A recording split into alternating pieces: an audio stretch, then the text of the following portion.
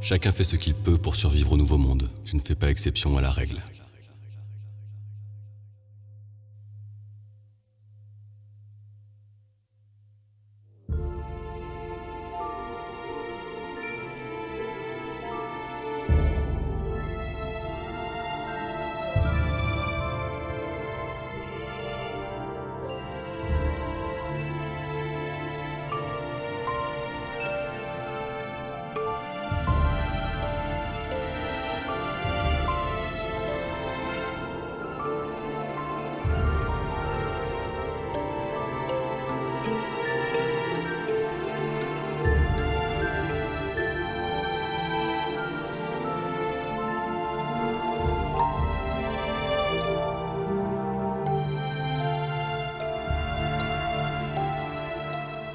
Il n'est pas tout à fait exact de dire que tout a changé. Les lignes de front ont été déplacées, mais, invariablement, les processus se répètent. Seule la forme sous laquelle il se manifeste diffère. La vie s'organise, ou plutôt elle se réorganise, surgissant là où on l'attend le moins. Seul face à soi-même et aux autres, on se débrouille, même si la réalité nous frappe sans distinction de sa froide ironie. Le champignon est apparu confidentiellement, sous la forme d'une maladie des grandes cultures vivrières. Il n'avait suffi que d'1 demi-degré supplémentaire à la température globale pour que le fusarium prenne son essor.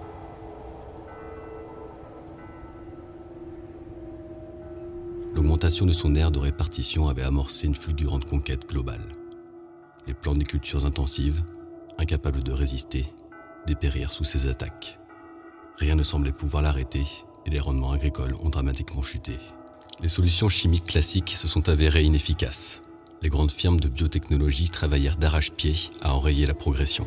C'est la Biomance Company qui a créé un cerbère microscopique capable de détruire le champignon. Ils modifièrent un bacille antagoniste, lui insérant des gènes de bactéries extrémophiles. Nous détenions une solution radicale et immédiate, permettant de voir s'éloigner le spectre des émeutes de la faim, sans avoir à refonder les modèles agricoles et sociétaux. Le bacille mutant était répandu sur tous les continents, encouragé par des pouvoirs publics terrifiés par l'idée d'être confrontés à une famine planétaire.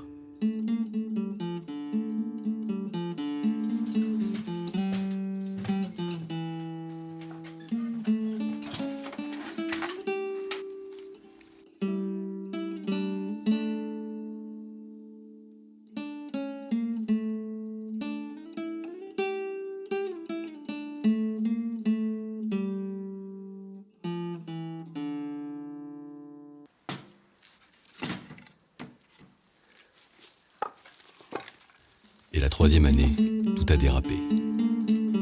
Les cultures se sont mises à dépérir malgré l'irrigation, la fertilisation, le soleil et la protection.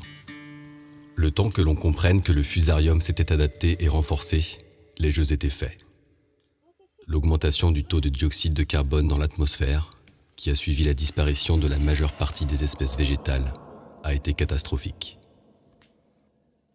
L'air est devenu trop pauvre en oxygène pour que nos carcasses fonctionnent à plein régime. La présence en masse de spores en suspension l'a transformé en un mélange toxique. L'effet n'est pas immédiat, mais le corps supporte assez mal le changement. La 6e période d'extinction massive des espèces a atteint son apogée.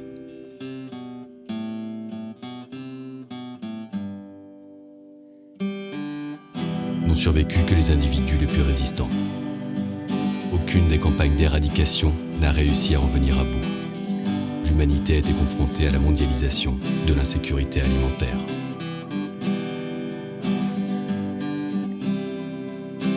La nature sauvage, elle, a rapidement repris ses droits, renaissant peu à peu de ses cendres, moins diversifiée mais plus forte.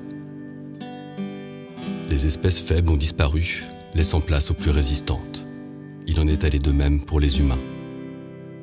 Même si nous, aidés par les restes de technologie, nous groupons en meute dans les cités technophiles où nous isolons en marge du système. Maintenant, nous en sommes là, à respirer de l'air filtré et de l'oxygène en bouteille. Le précieux gaz est devenu une valeur marchande dont certains détiennent le monopole.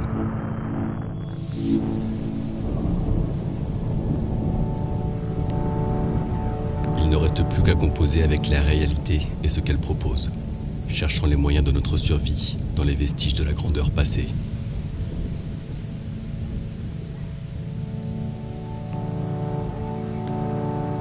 Sur un fil tendu au-dessus d'un vide abyssal, chaque faux pas est sanctionné et la chute inéluctable.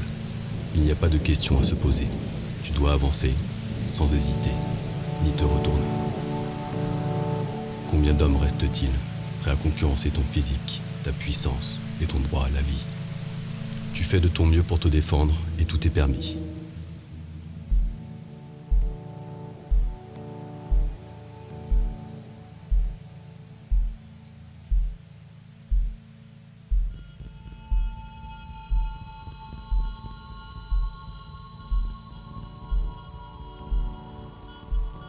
Chacun fait ce qu'il peut pour survivre au nouveau monde. Je ne fais pas exception à la règle.